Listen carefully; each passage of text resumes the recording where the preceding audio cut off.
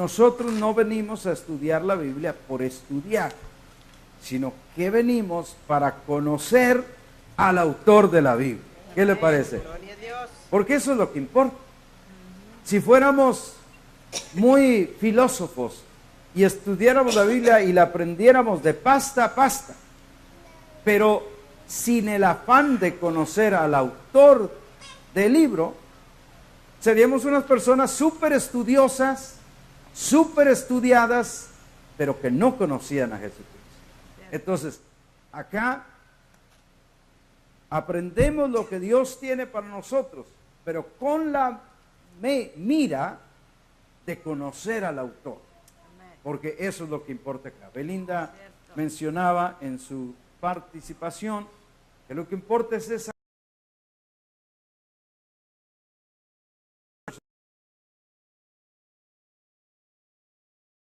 buscando aprender. ¿Alguien podrá decir amén? El estudio de hoy, por ponerle un tema, le puse cómo debemos dar en su reino. Pudiera tener muchos títulos, pudiera tener muchos títulos, pero yo escogí ese por escoger uno. ¿Cómo debemos dar en su reino? Y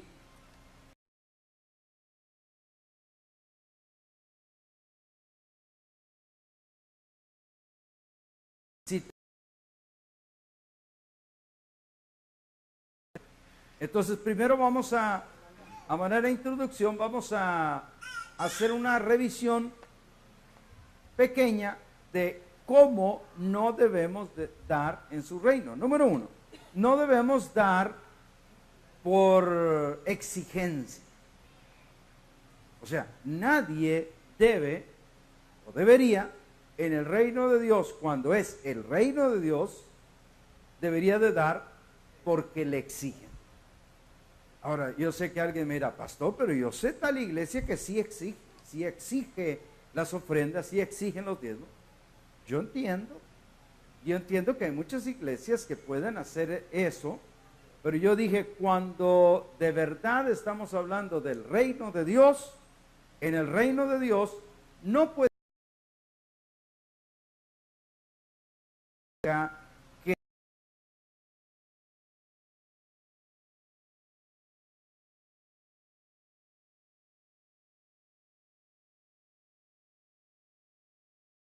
escrito en el antiguo pacto. Y nosotros no estamos en el antiguo pacto. ¿Dónde estamos? En el nuevo, dígalo fuerte, en el nuevo. Y en el nuevo pacto la cosa es diferente. Porque el antiguo pacto fue dado a gente que no tenía cambiado su corazón. Y que tenías que exigirles y obligarles. Pero en el nuevo pacto el Señor dijo, este es el pacto que haré. Pondré mis leyes en sus mentes y en sus corazones las escribiré.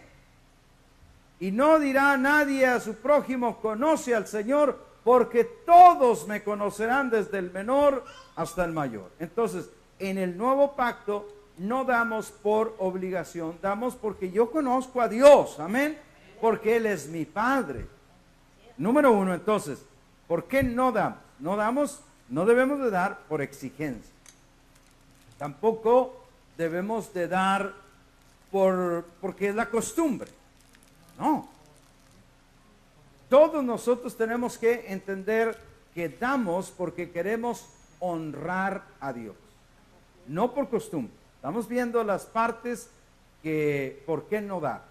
Ahora, otra bien buena, por qué no dar es, hay mucha gente que dice, oye, pero y es el día del servicio hoy y yo no traigo para la ofrenda. Y entonces la gente dice, ¿y qué van a decir? Que yo no pasé a dar. Sí. Entonces eso sería dar, ¿para qué? Para que me vean. Para que me vean.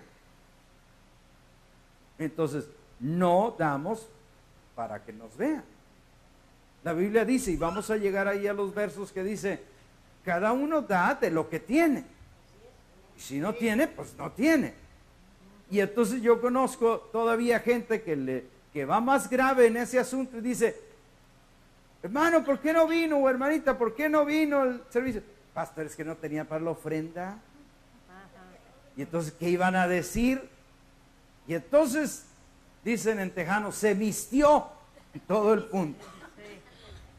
Le falló, ¿verdad?, a todo el punto principal de venir a congregarse, porque ese es el mandamiento.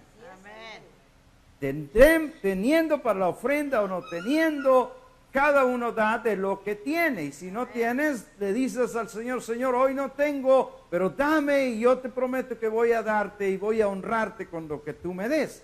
Entonces estamos viendo por qué no dar. No dar por obligación, no dar para que me miren, no dar porque me exigen.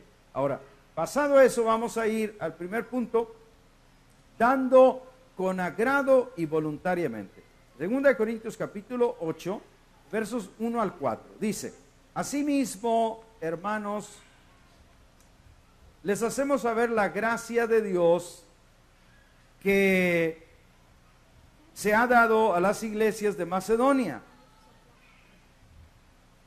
que en grande prueba de tribulación, la abundancia de su gozo. Note que ellos estaban en grande prueba de tribulación. Eso es notorio aquí, porque quiere decir que no estaban en bonanza, no, estaban en grande prueba de tribulación, pero dice, la abundancia de su gozo y su profunda pobreza. ¿Cómo eran la gente de ahí? Pobres. Muy pobres, profunda pobreza. Pero dice, abundaron en riquezas de su generosidad. ¿Ve? Porque hay gente que dice, pastor, yo diera, pero si me sacara la lotería. Porque si no, pues lo poquito que tengo ahorita, pues ¿para qué puede servir? Pero un día que me saque la lotería, va a ver que yo voy a ser el primero. Sí, Chuchi, decía alguien, ¿verdad? Por ahí. Si no das ahorita, no vas a dar cuando tengas mucho. Porque debes de aprender a dar cuando tienes poco. Entonces, dice, ellos estaban en gran tribulación, profunda pobreza, pero sin embargo abundaron en riquezas de su generosidad, pues doy testimonio, dice, de que con agrado han dado, fíjese, conforme a sus fuerzas y aún más allá de sus fuerzas. Verso 4, pidiéndonos, pero ¿cómo se los pedían? Note la siguiente frase, con muchos ruegos que les concediésemos el privilegio de participar en este servicio para los santos. Este servicio quiere decir en la ofrenda que estaban juntando. ¿Puede imaginar una iglesia así, hermano? ¿Puede imaginar una iglesia en la que no tiene los pastores que están diciendo, ándeles, den, por favor, miren, vamos a juntar? Al contrario, los que estaban rogando eran la gente de la iglesia. Decía, por favor, déjenos participar. No, pues es que ustedes están muy pobres, por favor. Ellos rogaron. Entonces, y el verso 5 dice, y no como lo esperábamos, sino que asimismo se dieron, esto es clave aquí, primeramente al Señor. Ellos se dieron primero al Señor. Nota eso, porque aquí es clave.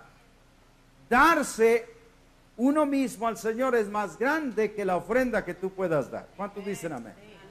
Eso es lo principal. Y ellos lo hicieron, se dieron primeramente a sí mismo al Señor, doy en el verso 5, y luego dice, y luego a nosotros. Quiere decir que se dieron primero al Señor y luego le dijeron al liderazgo, aquí estamos, hermano. Enséñanos a servir a Dios, enséñanos cómo podemos ser personas que podemos cumplir el propósito de Dios en esta tierra. Avanzamos al verso 9, por favor. Una parte clave ahí, porque hay mucha gente que dice que Jesús era pobre. Leamos el verso 9. Dice, porque Ya conocen ustedes la gracia de nuestro Señor Jesucristo, que por amor a vosotros se hizo pobre, siendo rico, para que vosotros con su pobreza fueran enriquecidos. ¿Cuál es la parte más significativa que mucha gente ve en ese verso? Que Jesús era pobre, pero también dice que era rico. ¿Lo leyeron? Solo que no se hace énfasis.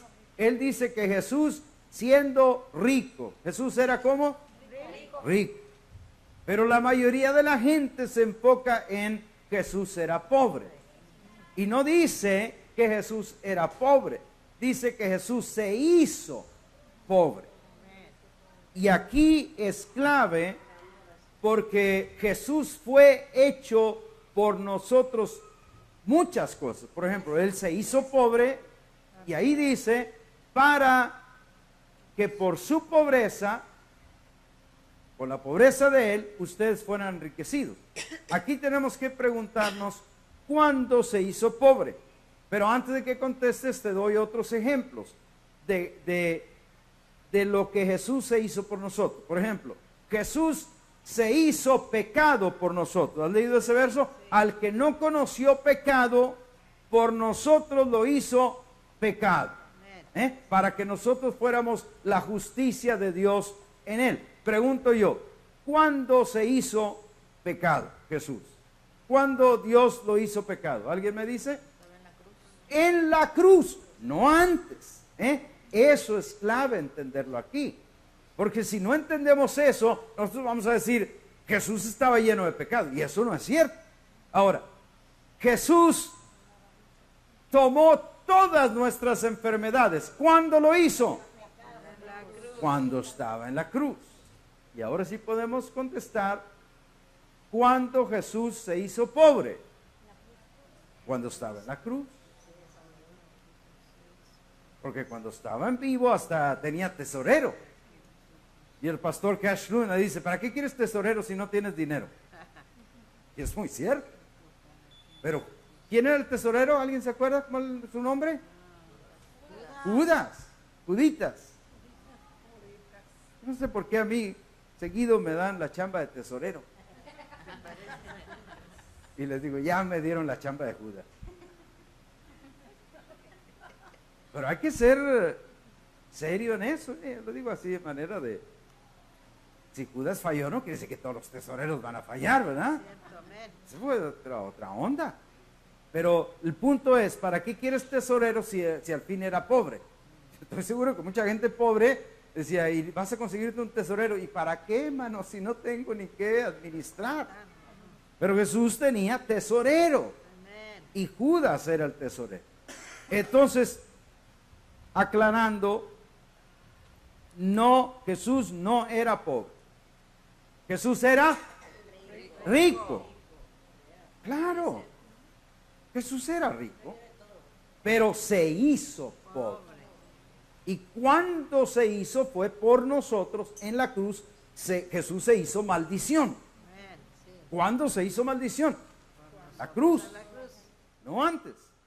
Entonces, pero dos puntos claves podemos adquirir de este verso. Número uno, Jesús era rico, pero se hizo pobre. Y luego dice, para que por su pobreza nosotros fuéramos enriquecidos. En otras palabras, se hizo pobre para enriquecernos a nosotros. Cuando piense en riquezas, no piense solo en dinero. Hay gente tan pobre que lo único que tiene es dinero. Pero no tiene salud, no tiene carácter, no tiene familia, no tiene gozo, no tiene felicidad. No pueden disfrutar de la vida. Entonces la riqueza no estás hablando solo de dinero. Comerte unos buenos tacos será riqueza. Sí, porque hay gente que no se los puede comer. Hay gente que no lo dejan comer. Pero cuando puedes y te dejan, pues qué rico.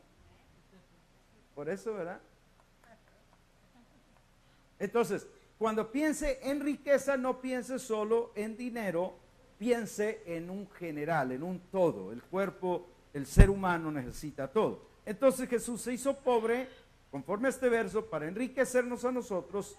Y el verso 12, por favor, dice, estamos en 2 Corintios 8, verso 12, dice, porque si primero hay la voluntad dispuesta, será acepta según lo que uno tiene, no según lo que no tiene. ¿Se acuerdan lo que le dije hace rato? Que no es tanto, no te preocupes tanto de que si tengo o no tengo para dar. La Biblia dice que cada uno debe de poner aparte algo. O sea, esto no debe ser cuestión de al último, a ver qué doy. No, ya tú estableciste en tu corazón lo que vas a darle a Dios, con lo que vas a honrar, porque dice aquí que al final lo que cuenta es la voluntad de dar. Y entonces, a veces cuando hablamos de esa voluntad, la gente equivoca el concepto y dice, bueno, si se trata de eso, pues traigo unos 3 centavillos que me quedaron acá, al cabo que pues tengo voluntad, ¿verdad? Y todo está bien, nomás que vamos a ver al rato que cada uno cosecha así como sembró. O sea, entra la ley de la siembra y la cosecha. Y entonces ahí va a entrar el punto que el que quiere cosechar mucho, pues siembra mucho. Es una ley, no se puede cambiar. Pero el punto del verso 12 aquí, Él se hizo pobre para enriquecernos y, ojo con esto, y crear en nosotros la naturaleza de dar.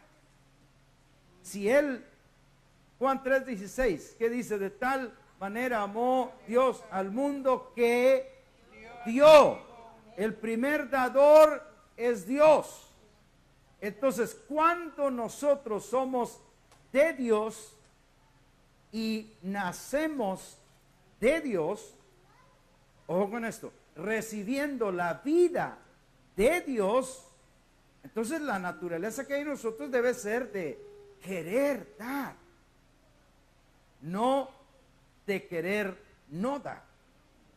Querer no dar es otra naturaleza, no es la naturaleza de Dios. Cuando somos de Dios, nosotros queremos dar. Cristo creó en nosotros esa naturaleza, pero cada uno dice, cada uno va a dar, entonces, conforme a lo que tiene, gracias, y no conforme a lo que no tiene. Una música está ahí prendiéndose, por favor.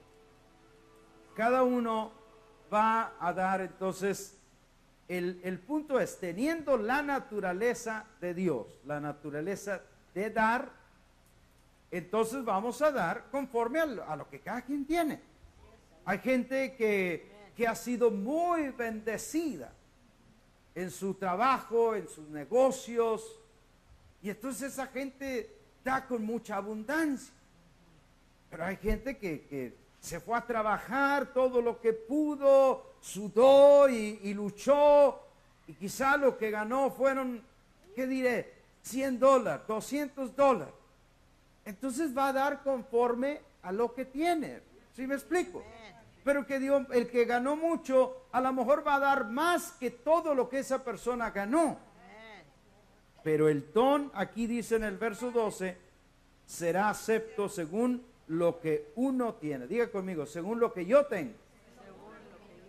Así lo ve Dios. Así lo ve. Por eso, ¿se acuerda de la ofrenda de la viuda? ¿Se acuerdan de esa? Esa está buena. Porque la ofrenda de la viuda, Jesús estaba parado, dice, junto a la caja de las ofrendas. Y venía gente y daba grandes cantidades de dinero. Pero vio que vino una viuda pobre y dice que echó y las contó. 1, 2. 2 blancas, que eran 2 moneditas de las más chiquitas que había. Y entonces, bueno, nadie dijo nada, excepto que Jesús le dijo a sus discípulos, esta viuda pobre ha dado, ¿qué, hermana? Más que todos los demás. Y los otros dijeron, vámonos. ¿Y eso cómo? ¿Por qué? Y dijo el Señor, porque los otros dieron de lo que les sobraba. Pero esta viuda ha echado todo su sustento. Ella dijo, con estas dos me puedo comprar 2 pupusas. Pero prefiero no comprármelas y prefiero honrar a Dios. Ahora, ¿alguien le exigió? No. Ella decidió darlas. Amén. Entonces, ese es un ejemplo claro, pero no se vaya con la finta. No diga, pues ya de aquí en adelante yo nomás con dos centavitos que eche, pues ya con eso me alcanza para emparejármele a la viuda. No, porque ese es un ejemplo claro que el Señor dio de cómo esta viuda pobre dio más que todo. Yo espero que usted tenga más de 2 centavos en la bolsa o en su cuenta de banco. Yo tengo un primo que siempre decía, no tengo dinero, no traigo dinero. No, pero el banco está ladeado, le decía el otro. Entonces una cosa es no traer y otra cosa es no tener. ¿Sí me explica? ¿Sí me explico? Bueno, el tercer punto. El primero fue dando con agrado y voluntariamente. El segundo fue Jesús se hizo pobre para, y ya vimos para qué. Y el tercero es lo que damos es, y solamente traigo 5 puntos, así que vamos rápido. Número 3, lo que damos es por generosidad, no por exigencia. Diga fuerte conmigo, yo debo dar por generosidad, no por exigencia. Sé que alguien que me escuchará en algún día o ahora mismo dirá, pero en mi iglesia sí exigen. Bueno, tú tienes que ver lo que dice la Biblia y tú tienes que orar sobre esa situación. Pero aquí vemos bien claro, verso 5, nos vamos hasta el capítulo 9 ahora, y en el verso 5 dice, por tanto, tuve por necesario exhortar a los hermanos que fuesen primero a vosotros y preparasen primero, fíjese, vuestra generosidad antes prometida, para que esté lista como de generosidad y no como de exigencia nuestra. ¿Cuántos habrán oído la frase cuando usted los invita a la iglesia y le dicen, no, sabes que no voy porque ahí te sacan el dinero? ¿Verdad, Gloria? Ahí es pura sacadera de dinero. Es otra frase choteadona, así, que mucha gente usa. Y yo por eso siempre tengo mucho cuidado en decir a la gente, aquí no le sacamos el dinero a nadie. Es más, a mí siempre me llama la atención que, y les cuento esta de, que eso es tan famoso que una vez un muchacho se tragó una moneda y dijeron, pues háblale al pastor fulano que es bien bueno para sacar dinero.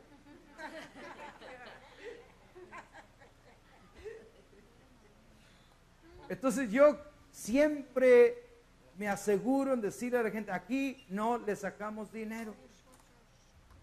Aquí usted no tiene obligación de dar. Fíjese lo que me estoy aventando. Fíjese el punto que estoy hablando. Pero es que así es. Y estoy seguro que alguien podría decir, pastor, pero si dice eso, ya nadie va a dar. Fíjese que yo creo que sí van a dar. Porque yo creo que van a dar por el verdadero propósito de dar, que es por generosidad. No porque el pastor me esté fregando que debo de dar y que debo de dar. Porque no es así. Uno da, dice aquí verso 5, del capítulo 9, para que lo que ustedes den sea verdaderamente de generosidad como se prometió y no como de exigencia, y luego agrega exigencia nuestra. O sea, basado en líderes que piden ofrenda o que exigen ofrenda. No es tanto pedir la ofrenda, pero exigir. Y aquí exigir, o sea, exigir algo y que una persona dé de generosidad no van de la mano. no concuerdan, es como agua y aceite. Entonces, para que los que somos de Cristo demos por generosidad, tiene que ser porque no me exigen, porque si me exigieran, entonces ya no es generosidad, ¿entendemos eso? Si me exigieran es porque me exigen, pero como no me exigen, yo doy gracias a Dios que todos ustedes dan generosamente y me gozo en gran manera. Y cada vez que llega el fin de semana y que depositamos lo que cada uno de ustedes dan, e incluso recibimos las generosas donaciones de los que nos dan por la computadora, que tenemos el Quick Pay, con Chase, sí, con Chase. Y doy gracias a Dios por tanta gente generosa. Pero igual doy gracias a Dios por algún niño que pone 50 centavos o algún niño que pone $1, porque cada uno da conforme a lo que tiene. Amén. Igual bendecimos, mi esposa y yo, a los que dieron en general, no nada más a los que dieron mucho, pero a los que dieron, incluso a los que no pudieron dar, para que Dios les prospere y les bendiga.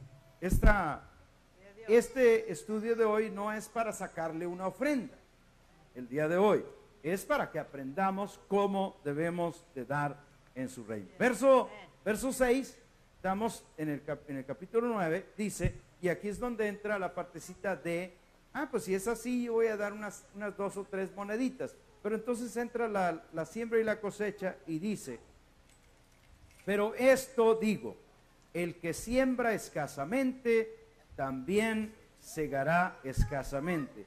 Y el que siembra generosamente, generosamente también segará. ¿Qué es segar? Es recoger. Entonces, cuando usted va a recoger, ¿cómo le gusta recoger? ¿De a poquito o le gustaría recoger de a mucho? Pero ¿qué hay que hacer para recoger de a mucho? Sembrar mucho. Hay que sembrar más. Sencillo. Entonces ahí ya cada uno de nosotros es el que hace el juicio y el que dice, bueno, pues ¿cuánto voy a sembrar? Y entonces uno tiene que decir, pues ¿cuánto quiero recoger? Porque yo quiero recoger mucho. Entonces, los que han sembrado saben que si quiere una gran cosecha, tiene que sembrar más. Yo sembré como 20, no, como 40 plantas de maíz. Me salieron 3, hermano. Pero si hubiera sembrado 3, a lo mejor no sale ninguna. Y no estoy dando ese ejemplo para compararlo con Dios. Estoy hablando de la siembra y la cosecha. Porque yo estoy seguro que la Biblia dice que Dios no se queda con nada. Él siempre ve, Él honra a los que le honran, para decirlo bíblicamente. Si tú le honras a Dios, Dios te va a honrar a ti. Pero ojo, ese tampoco es un motivo de dar. Yo no debo dar para que Dios me dé. ¿Por qué? Si yo creo que ya Dios me bendijo con toda bendición espiritual, amén. Y si me bendijo con toda bendición espiritual, yo no doy, Señor, voy a dar para que me des. No, yo doy porque me has dado. Y sé que tú me das más, pero ese no es mi motivo de dar. Mi motivo es honrarte a ti. Verso 7 dice también cómo se debe dar. Generosamente nos dijo primero, pero el verso 7 se debe dar con alegría. Dice, cada uno dé como propuso en su corazón. Y luego dice, no con tristeza, ni por necesidad, porque Dios ama al dador, ¿cuál? Alegre. Yo me recuerdo, hermanos, cuando yo estaba joven en el Señor y que daba mi diezmo y era como que salía sangrando. Ay, ahí va parte de mi diezmo ahí. Porque cuando no hacen, o sea, ahí va parte de todo lo mío. y veías ir aquello y había mucha necesidad, pero ese es cuando no has entendido que a Dios se le honra con lo que es de Él voluntariamente, porque quiero hacerlo. Entonces, yo entiendo cuando alguien pasa por eso, porque yo también pasé. Yo hoy le doy a Dios sin problema y no digo, ay, es que ahí va aparte. No, yo digo, esto es como una semilla que yo siembro porque le pertenece a Dios y porque yo sé que Dios multiplica lo que yo siembro en su reino. Amén. Entonces, dice aquí, cada uno de como propuso en su corazón, no con tristeza. No, bueno, ahí estaba la tristeza. Ay, esa es tristeza, así no se debe dar. Y luego dice, no por necesidad. Hermanos, es que hay esta necesidad, hay necesidad. Pues si hay necesidad, vamos a orar. Hermanos, hay una necesidad, pero vamos a orar a Dios, que Dios mueva nuestros corazones y que nos mueva a dar lo que cada uno va a dar. ¿Ve la diferencia? En vez de decir, hermanos, hay una necesidad, a ver quién saque un billete arrugado por ahí, hermano, por acá, o sea, estar sacando por ahí es diferente a, yo me recuerdo cuando nuestra iglesia teníamos mucha necesidad, pero ni aún así me vi tentado a exigir, porque yo entiendo el principio, y los que han estado acá suficientes años saben que lo que digo ahora lo he dicho desde hace mucho tiempo, que le damos a Dios porque quiero darle, porque quiero honrarle. Entonces, no con tristeza, no por necesidad, porque Dios ama al dador alegre. Por eso yo te digo, si tú no vas a dar con alegría, ora a Dios hasta que lo que des te salga con alegría, porque entonces entiendes que lo das para Dios. Y los versos 8 y 9, poderosos también, porque esto sí que lo necesitamos, hermano. Versos 8 y 9 dice, y poderoso es Dios. ¿Cómo es Dios? Poderoso. Poderoso dice, para hacer que abunde en ustedes toda gracia. Ahora, cuando Dios dice toda gracia, ¿cuándo han visto un niño gracioso? ¿Han visto un niño gracioso que dice, ay, qué gracioso? O sea, que se gana a todo mundo. Es un niño gracioso.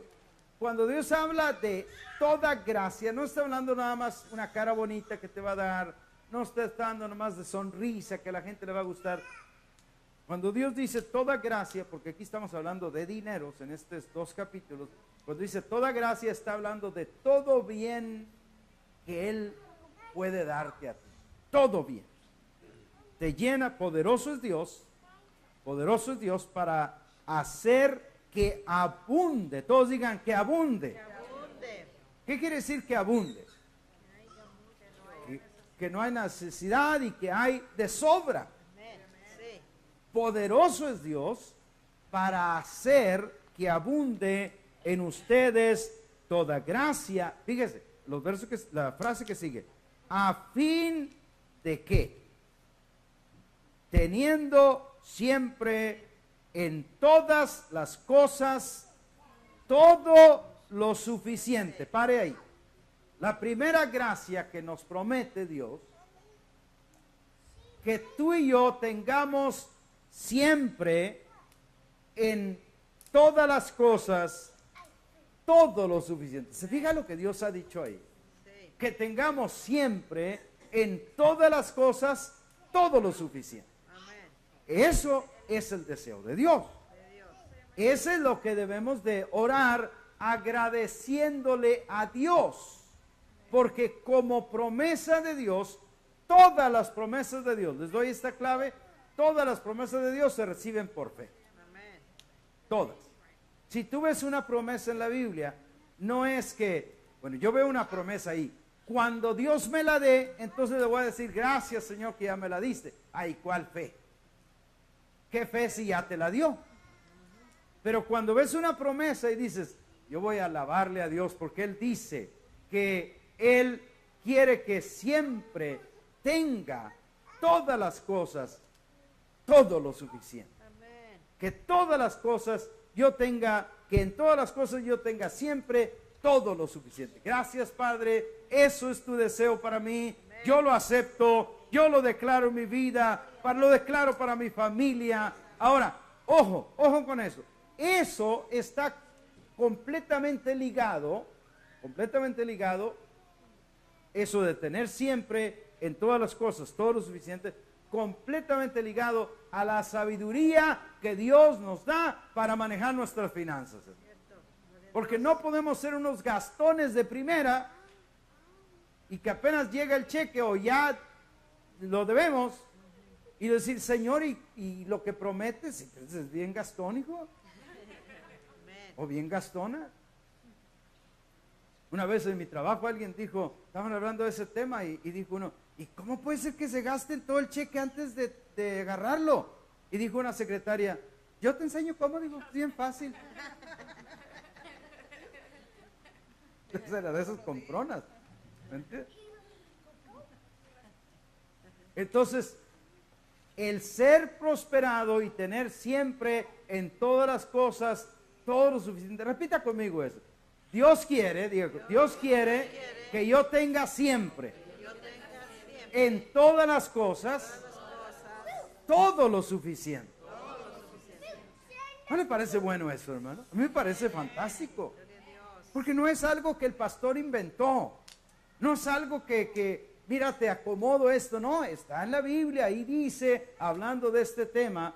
Pero luego dice que quiere que tengamos todo eso y nos enseña para qué. A fin de que teniendo siempre en todas las cosas todo lo suficiente, la palabra es abunden para toda buena obra. ¿Para qué Dios nos da siempre en todas las cosas todo lo suficiente? Para abundar en toda buena obra. Alguien dirá, pastor, ¿y no me voy a comer ni una torta? Claro, cómete todas las que quieras. Porque ya está sobreentendido eso, que al tener siempre en todas las cosas todo lo suficiente, lo que tú y tu familia necesitan está suplido. Pero quiere decir que tienes también para suplir para otros, para bendecir a otros. Eso es lo que está diciendo ahí. Poderoso es Dios. Entonces, en el versos 10 y 11, te lo voy a leer, si puedo, de la versión amplificada, porque me pareció muy importante, especialmente para toda persona que tiene un negocio, que tiene una empresa pequeña o grande, o que simplemente trabaja y que su trabajo son los recursos. Déjame abrir la versión amplificada de 1 Corintios 9, 10 y 11. Dios es el cuarto punto. Dios promete multiplicar los recursos. Dios promete multiplicar los recursos. Permítame leerle versos 10 y 11 mientras se abre, la leo en la versión regular. Dice, porque a la verdad, acá estaba en el otro capítulo, verso 10. Y el que da semilla al que siembra y pan al que come, proveerá y multiplicará vuestra sementera. Vuestra sementera es la semillera con la que plantas. Y aumentará los frutos de vuestra justicia, para que estén enriquecidos en todo, para toda liberalidad, la cual produce por medio de nosotros acciones de gracias a Dios.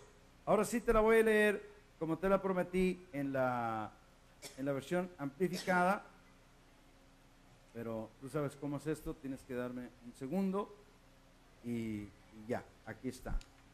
Era el 10, dice, ahora, y recuerda que está en inglés, que te la tengo que traducir, dame tiempo. Dice, ahora, aquel que provee semilla para el sembrador y pan para comer, va a proveer y a multiplicar las semillas de ustedes para la siembra. Y luego entre paréntesis dice, esto es tus recursos. Todos digan, mis recursos. Dígalo otra vez, mis recursos. Piensa, ¿cuáles son tus recursos? Tus recursos quiere decir que aquello de donde obtienes tus ganancias. Para el que trabaja, son sus horas que trabaja, son los otros trabajos que puede trabajar, son negocios que puede hacer, ayudas que puede realizar acá, etcétera. Y para el que tiene un negocio, sus recursos son sus ganancias. ¿Estamos? Y dice acá que el que provee semilla para sembrar y pan para comer, va a proveer y a multiplicar tu semilla para sembrar. Pero que entre paréntesis dice, no te vayas con el asunto del sembrador. Acuérdate que esto quiere decir que va a multiplicar tus recursos. Dígame, mis recursos. Dice, sigue. Y aumentar la cosecha de tu justicia. Righteousness. Tu justicia. Pero acá vuelve a poner paréntesis y dice, esa justicia se enseña en sí misma en una activa vida buena, en bondad y en amor. Como Él multiplica esto, es que te hace una persona generosa, te hace una persona buena, multiplicando tus recursos para que tú compartas. Y el verso 11 dice, ustedes, me gusta esto, dice, ustedes van a ser enriquecidos en inglés dice, in every way. ¿Cómo dice Jacqueline? In every way quiere decir de todas formas. Fíjese eso. Ustedes van a ser enriquecidos de todas formas. Por eso te dije que no pienses solo en dinero. De todas formas, mira, si tienes paz en tu familia, eso es estar enriquecido. Si tienes paz en tu corazón, eso es estar enriquecido. Y acá dice, ustedes van a estar enriquecidos de todas formas para que ustedes puedan ser generosos. Mira la buena noticia. Porque alguien dirá, pastor, sí, ya entendí. Quiere decir que me va a prosperar en todo menos en dinero. Pues ya sé, sí, yo ya sé, ya. No, porque si dijera eso, no te dijera que Él espera que con eso que te va a bendecir, ahora tú seas generoso. ¿Sí me entiendes? Diga fuerte conmigo, incluye el dinero. Incluye el dinero. ¿Me entiendes? No es solo acerca de dinero, pero incluye el dinero, porque ahora Dios quiere que tú seas generoso para esto. Y entre paréntesis dice, esta generosidad administrada, esa es la ofrenda que estaba levantando, y dice, esta generosidad administrada por nosotros, dice Pablo, produce agradecimiento a Dios. Y luego otra vez paréntesis dice, de aquellos que se benefician. La gente que lo recibe o que lo usa para lo que se iba a usar. Las dádivas que tú y yo damos producen acciones de gracias. Usted no se imagina cuántas acciones de gracias damos mi esposa y yo cada vez que ustedes muestran su generosidad y la muestran cada semana. O sea, no es así como que, cada mes, allá, que cada 6 meses. No, la muestran cada semana. Y nos alegramos y damos gracias a Dios y decimos, Señor, gracias, prospera siempre a mis amados. Prospera a tu pueblo. Dale, Señor, mejores salarios, mejores trabajos, mejores negocios. Prospérale en todo lo que hace. Esas son las acciones de gracias que está hablando Pablo acá. Pero el punto que yo quería comentarte es que el que da comida, el que da semilla y el que da pan, dice que va a multiplicar tus recursos. Y eso a mí me llamó la atención y se me hizo una parte súper buena para contártela, porque Dios multiplica los recursos de los generosos. Y esos generosos causan muchas acciones de gracias en el reino de Dios. Que es el verso 12, lo leemos, dice, porque la administración de este servicio no solamente suple lo que a los santos falta, sino que también abunda en muchas acciones de gracias a Dios. Recuerde que esta enseñanza la estamos tomando de un ejemplo, porque ellos estaban levantando una ofrenda especial que se iba a dar para los santos de Jerusalén, para la iglesia, las necesidades que había allá. Entonces, esta no era la ofrenda regular que cada semana o que cada vez que nos reunimos honramos a Dios, pero de ella aprendemos nosotros. Y llegamos entonces al quinto punto, que es: dar es una obediencia al evangelio de Cristo, no una obediencia al hombre, ni siquiera una obediencia a la iglesia, pero una obediencia al evangelio de Cristo. Mira el verso 13. Pues por la experiencia de esta ministración, o sea, por el dar, glorifican a Dios, escucha, por la obediencia que profesan al evangelio de Cristo. ¿Lo leyó? El dar es obedecer al evangelio de Cristo, que incluye ser una persona generosa que contribuye, y dice, y por la liberalidad de vuestra contribución para ellos y para todos. Verso 14 dice que cuando damos, mostramos que tenemos gracia. Dice, asimismo, en la oración de ellos por vosotros, a quien aman, que quiere decir a quien ustedes aman, a causa de la superabundante gracia de Dios en ustedes. Hay mucha gente que da en esta iglesia, y la verdad que no todos saben, sí se imaginan que pagamos los biles, que pagamos todas las cuentas, pero probablemente muchos hasta mantengan así pensamientos que han oído de otros, no, que el pastor se lleva todo el dinero y que hace esto, pero aún así dan, ¿me entiende? Aunque no sucede así acá. Mi esposa y yo tenemos una ofrenda que la iglesia nos regala cada semana, que la apreciamos mucho y la agradecemos, y son $200 por semana que la iglesia nos regala. Eso es lo que como pastores, para que aquel que le diga, no, tu pastor seguro que se lleva todo el dinero, dile, éjele, aquí topas en piedra, porque no se lo lleva todo. Calladito se queda. Porque a lo mejor sí pensaban que me lo llevaba, ¿verdad? Porque es que hay que dar gente que se lo lleva.